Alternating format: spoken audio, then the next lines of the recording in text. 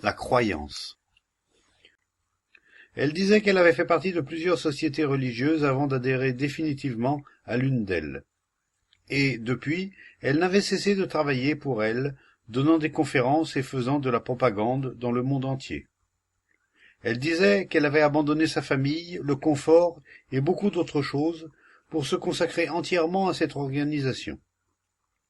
Elle avait accepté son credo, sa doctrine et ses préceptes, avait suivi ses chefs et essayé de méditer. Les chefs et les membres de l'organisation la tenaient en très haute estime. Maintenant, poursuivait-elle, après avoir entendu ce que j'avais dit des croyances, des organisations, des dangers de l'illusion, etc., elle avait quitté l'organisation et abandonné ses activités. Elle ne cherchait plus à sauver le monde, mais s'occupait de sa famille, partageait ses soucis quotidiens et ne s'intéressait plus que de très loin à l'agitation du monde. Elle avait tendance à se montrer un peu amère, bien qu'extérieurement elle fût bonne et généreuse, car, disait-elle, sa vie semblait bien vide. Après tout le travail et tous les enthousiasmes de sa vie passée, que lui était-il donc arrivé? Qu'était-elle devenue et pourquoi était-elle si triste et désabusée et, à son âge, occupée de choses si banales? Avec quelle facilité nous détruisons la fragile sensibilité de notre être. Les luttes incessantes, les fuites et les craintes angoissées engourdissent vite l'esprit et le cœur. Et l'esprit, qui n'est jamais à court d'expédients, a tôt fait de remplacer la sensibilité de la vie. Les distractions, la famille, les croyances et les dieux remplacent la clarté et l'amour. La clarté est perdue par les connaissances et les croyances, et l'amour par les sensations. La croyance mène-t-elle à la clarté? Les murs étroits de la croyance peuvent-ils faire naître la compréhension? À quoi servent les croyances et n'obscurcissent-elles pas l'esprit déjà bien encombré?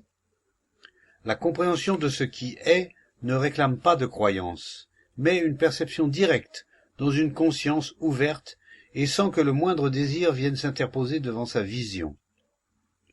C'est le désir qui engendre la confusion, et la croyance est un prolongement du désir.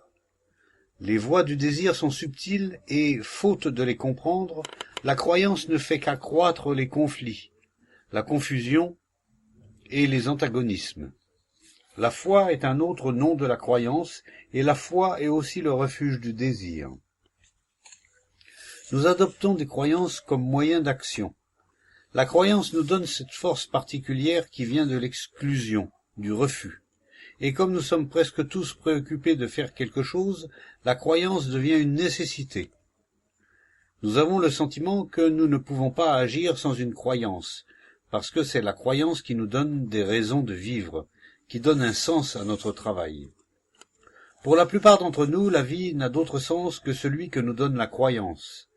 La croyance a une plus grande signification que la vie.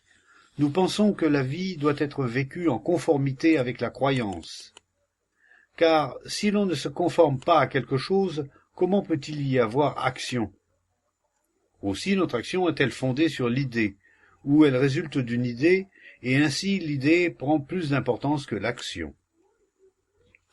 Les choses de l'esprit, si brillantes et subtiles soient-elles, sont-elles capables d'amener l'action à son point de perfection, de provoquer une transformation radicale dans votre être et, partant, dans l'ordre social? L'idée est-elle la voie de l'action? L'idée peut engendrer une certaine série d'actions, mais ce n'est là rien de plus que de l'activité. Et l'activité est entièrement différente de l'action.